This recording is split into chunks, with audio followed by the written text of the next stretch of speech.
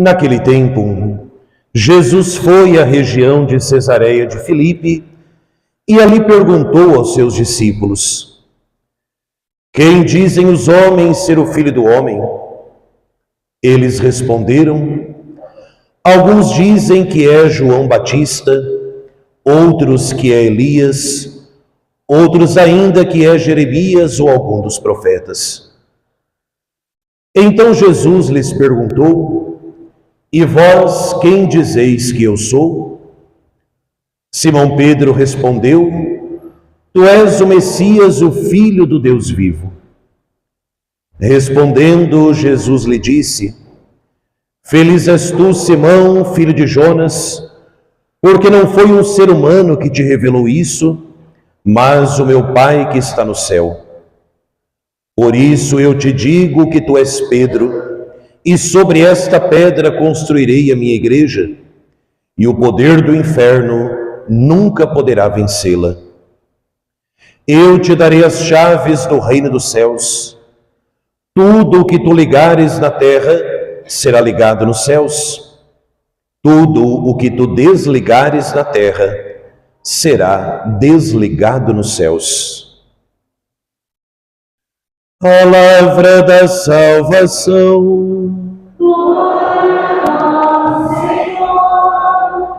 Pelas palavras do Santo Evangelho, sejam perdoados os nossos pecados. Amém.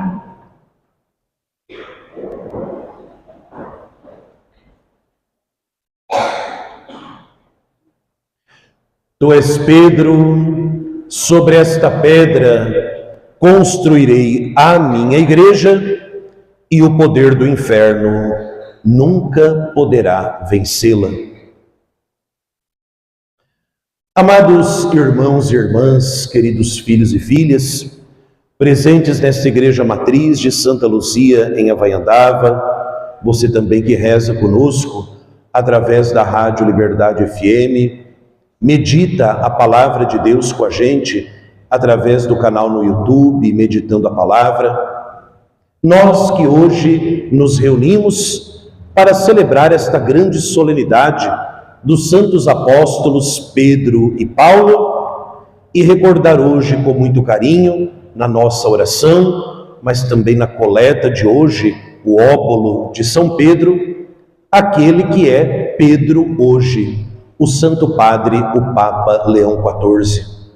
Que nós o tenhamos hoje de maneira muito especial na hora da nossa comunhão, para que ao recebermos a Sagrada Eucaristia, nós possamos pedir a Jesus, que confiou a missão a Pedro, que ele possa também conduzir aquele que é Pedro hoje, o Santo Padre, o Papa Leão. Certa vez, um homem foi em uma viagem de turismo pela Europa e, de repente, com o guia e também o grupo de viagem, chegaram ao famoso Museu do Prado. E esse homem, encantado pela beleza da fachada do museu, ele se perdeu do grupo e do guia. E ao invés dele subir as escadarias com o grupo, ele perdido desceu. E ao descer as escadarias do Museu do Prado, no subsolo, ele se deparou com uma cena muito curiosa. Obras de arte todas danificadas e ruídas. E ele perguntou a uma mulher que estava ali: Aonde eu estou? E a mulher, com uma voz muito educada, muito doce, ela disse: Você está no Museu do Prado.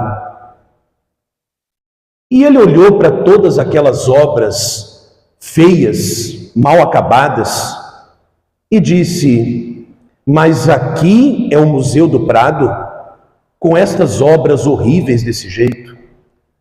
A mulher, com muita doçura, disse: Você está na oficina de restauração. E diga-se de passagem, a oficina de restauração de obras de arte do Museu do Prado é uma das mais completas e famosas do mundo. E aquele homem ficou olhando as pessoas ali trabalhando nas obras de arte e disse para aquela mulher: o que é que vocês produzem aqui?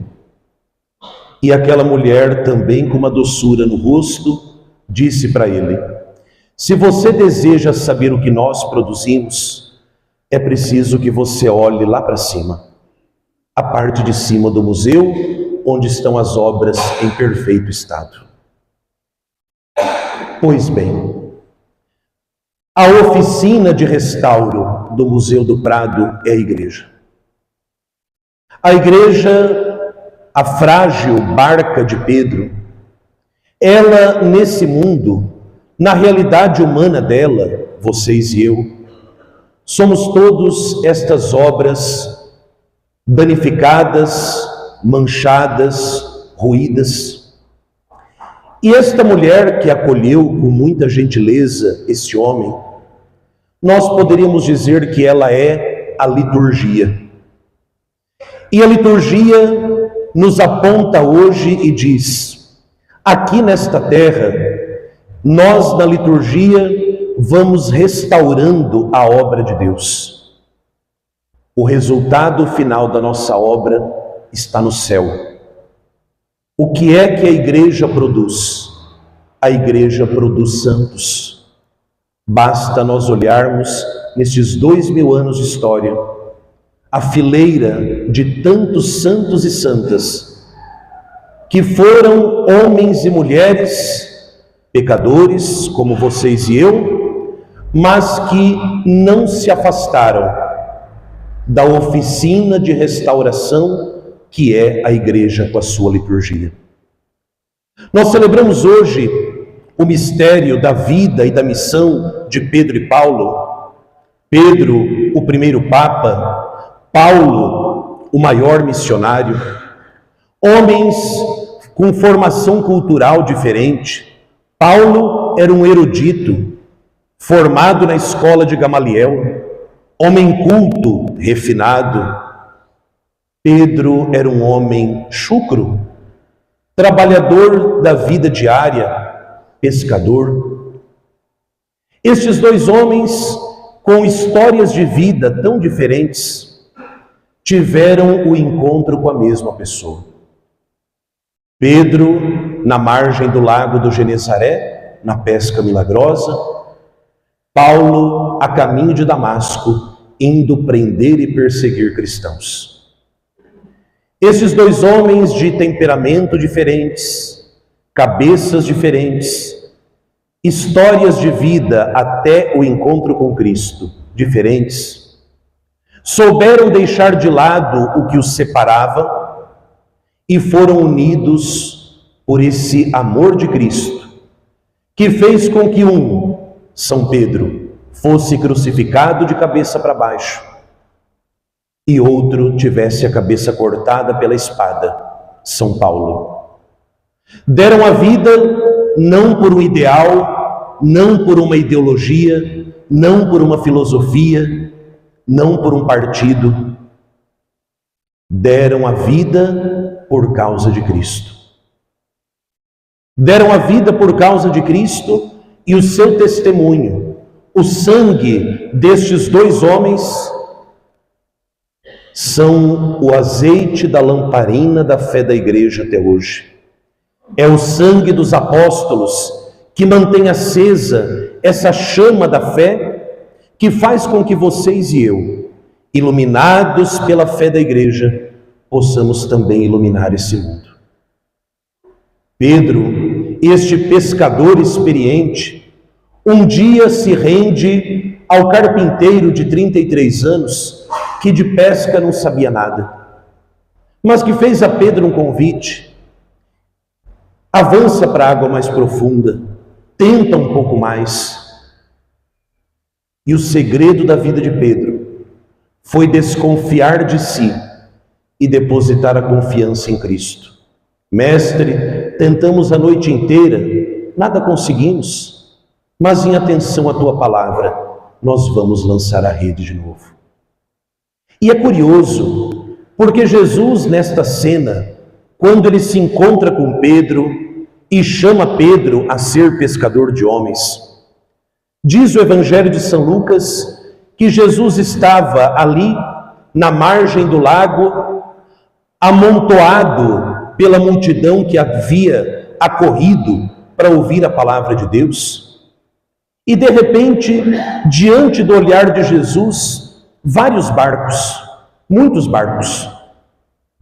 E Jesus olha dentre todos aqueles barcos e escolhe o barco de Pedro. São Lucas não diz se o barco de Pedro era o melhor ou se era o pior. O que diz o Evangelho é que o barco de Pedro era marcado pelo trabalho e pelo fracasso. O trabalho de um homem que havia tentado a noite inteira. O fracasso de um homem que termina o seu trabalho sem fruto nenhum. Esta barca de Pedro é a imagem perfeita da igreja. A igreja una, santa, católica, apostólica, romana, única, fundada pelo coração e pela boca do Filho de Deus que veio a esse mundo. Nós ouvimos no Evangelho: tu és Pedro, sobre esta pedra da tua pessoa e da tua fé, eu construirei no singular a minha igreja. Não disse que faria muitas.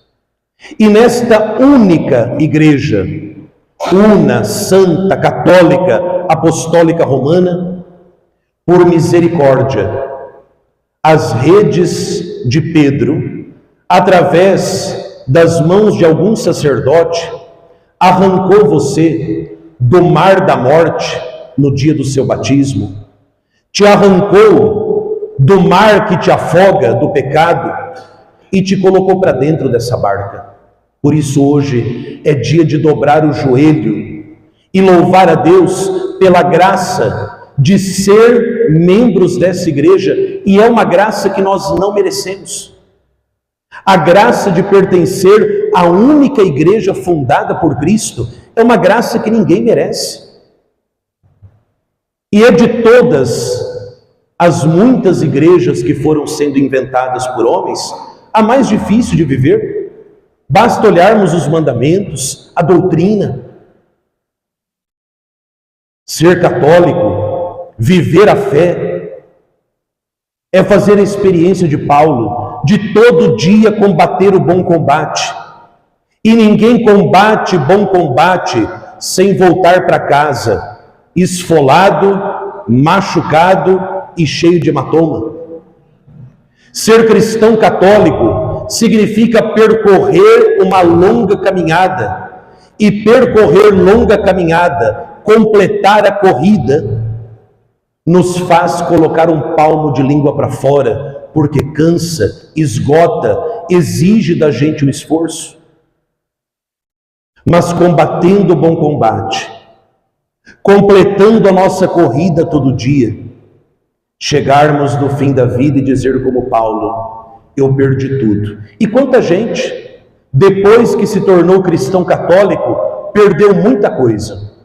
Perdeu rodinhas de amigos, e se afastaram de você quando você se converteu. Se aquela rodinha de amigos te rejeita hoje, porque você veio para mais perto de Cristo, reze por eles. Talvez não eram tão amigos seus assim, porque te queriam para uma festa, mas não para o céu. Te queriam para essa terra, não para a eternidade.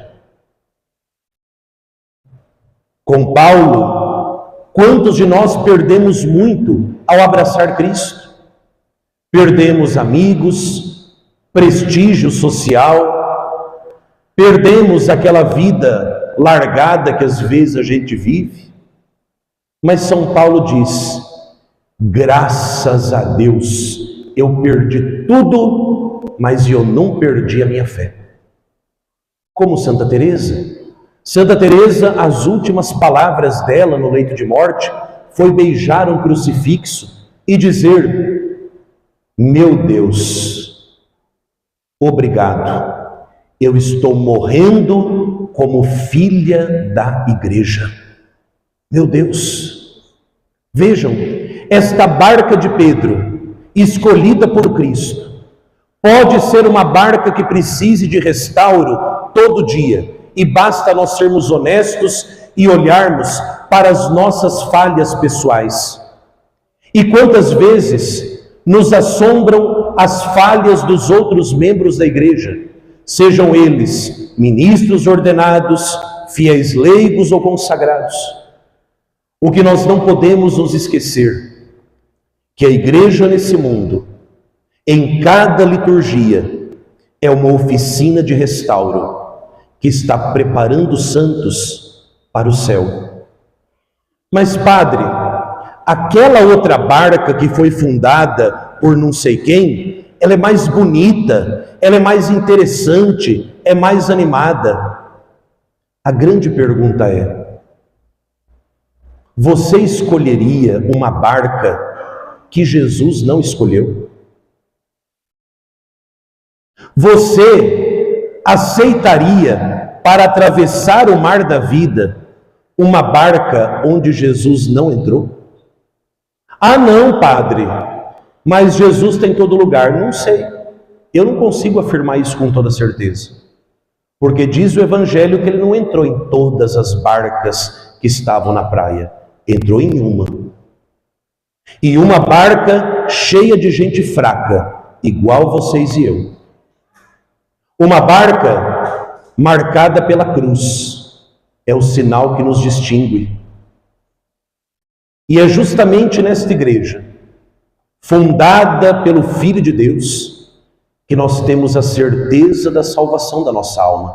Afinal de contas, para que nós somos cristãos, se não é para ser salvos? Para que você vem à igreja? Para que você vive a liturgia? Para que você foi batizado? Não é para ir para o céu? E só entra no céu os santos, canonizados ou não? Canonizados ou não? Cuidado! Já São Paulo apóstolo dizia ao bispo São Timóteo, profetizando a apostasia. O que é apostasia?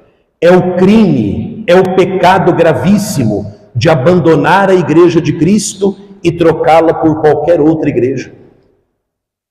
Ele dizia: cuidado, Timóteo, porque chegarão tempos em que os homens não suportarão a sã doutrina e multiplicarão para si pregadores que preguem ao gosto do próprio ouvido. E infelizmente, se nós olhamos, e aqui eu desafio qualquer um que duvide, a pegar um bom livro de história e ver que do século I ao século XVI, cristão só havia a Igreja Católica, fundada por Cristo sobre a rocha de Pedro. Com Martinho Lutero, que adultera a Bíblia, debocha da Eucaristia, começa essa onda de apostasia. E aí, de divisão em divisão dos nossos irmãos, que também são cristãos, porém são separados de nós pela igreja, de divisão em divisão vão se proliferando igrejas por aí. Porém, se nós olhamos para a nossa igreja, frágil como o barquinho de Pedro, mas repleta de todos os meios necessários para a salvação, sacramentos, a palavra de Deus inteira, a intercessão da Virgem Maria e dos santos, a sucessão apostólica.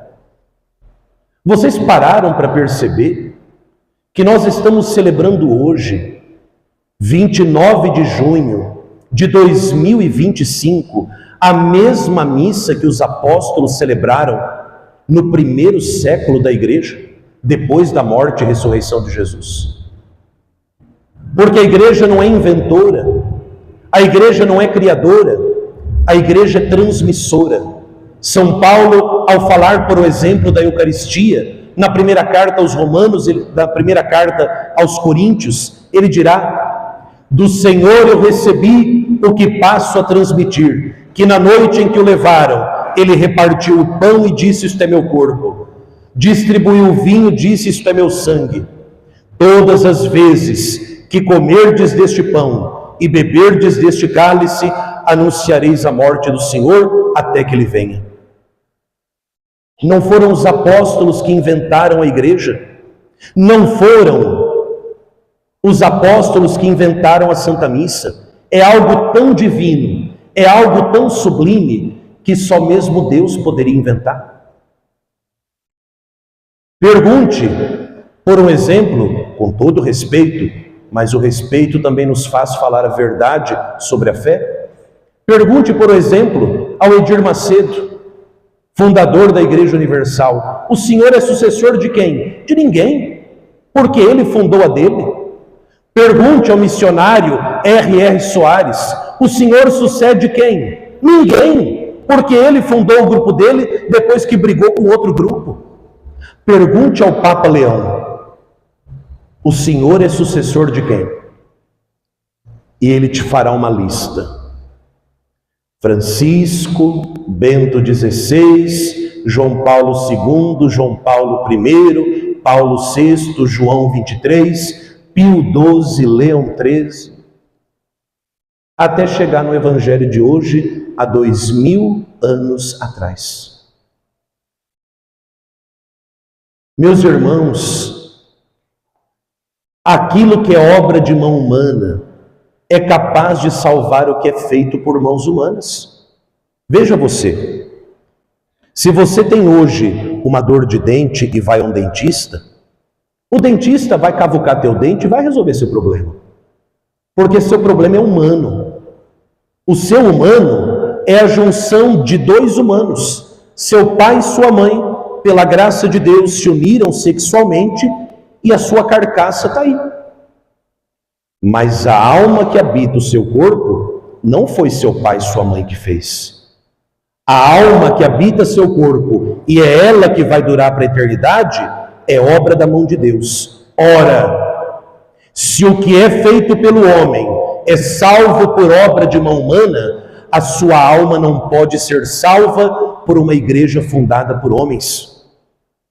Somente algo fundado por Deus pode salvar aquilo que Deus criou, a sua alma. Mas, padre, nós vemos aí tanta dificuldade na igreja e veremos. Jesus já profetizou: tu és Pedro, sobre esta pedra construirei a minha igreja. Mas não pense que o inferno vai dar sossego. As portas do inferno vão sacudir, mas não prevalecerão. Papa Leão XIV lembrou disso no primeiro instante que ele apareceu na sacada de São Pedro: o mal não prevalecerá. Cristo prometeu, e ele é fiel, e ele cumpre a sua promessa. Há uma anedota curiosa, mas verdadeira, que havia numa ilha 2 homens náufragos que ficaram lá. Um catolicíssimo, o outro mais ateu do que um pedaço de pau. E aquele náufrago católico tentava por todos os meios converter o seu amigo ateu. E nada funcionava, nada funcionava, nada funcionava. De repente, esse amigo ateu começa a fazer uma jangada. E o amigo católico vira para ele e diz assim: essa jangada é para quê? Eu vou até Roma. Você falou tanto dessa igreja, eu vou até Roma. Eu quero conhecer com os meus olhos essa beleza de igreja que você diz que eu não acredito que existe.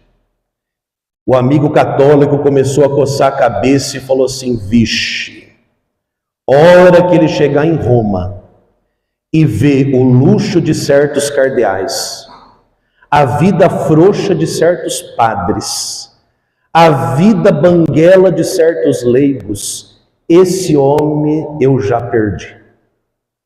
Não vai lá em Roma não, fica aqui mesmo, nós estamos bem. Não, e você falou da Roma, eu vou para Roma. E foi. Passado uns meses, volta esse amigo num barco, com uma baita de uma imagem de Nossa Senhora, cheio de rosário, Bíblia. Ele falou assim: olha, voltei. E o amigo católico falou assim: mas você voltou como? Vixe, conheci o Papa, ele me batizou, crismou, recebi a primeira Eucaristia e está vindo uma cambada de missionários que nós vamos fazer aqui um mosteiro nessa ilha deserta, porque estou convencido de que a Igreja Católica é de fato obra da mão de Deus. O amigo católico olhou bem para ele e falou assim: mas você não viu ali aqueles cardeal meio nariz empinado? Vi. Você não viu aqueles padres levando uma vida meio frouxa? Vi. Mas você não viu aqueles leigos, aqueles consagrados levando uma vida meio banguela assim? Vi. E mesmo assim você acredita que a Igreja Católica é de Deus? O amigo recém-convertido disse: sim, porque tem tanta gente ruim dentro dela, que se não fosse de Deus, os homens já teriam destruído ela há séculos. Observem, meus irmãos, o que torna a igreja forte não é a sua fraqueza. O que torna a igreja forte é aquele que continua dentro da barca de Pedro, dentro de cada sacrário, restaurando vocês e eu para povoar o céu de gente santa. Peçamos hoje a Nossa Senhora, ela que é mãe da igreja, rainha dos apóstolos, que ajude vocês e eu a vivermos debaixo da autoridade de Pedro, que é o Papa Leão, o ardor missionário do apóstolo Paulo, para que, de mãos dadas com ela, a mãe da igreja, nós possamos pescar homens e almas, para colocá-los dentro dessa barca onde Cristo habita e nos conduz ao reino dos céus. Glória ao Pai, e ao Filho, e ao Espírito Santo. Como era no princípio, agora e sempre. Amém.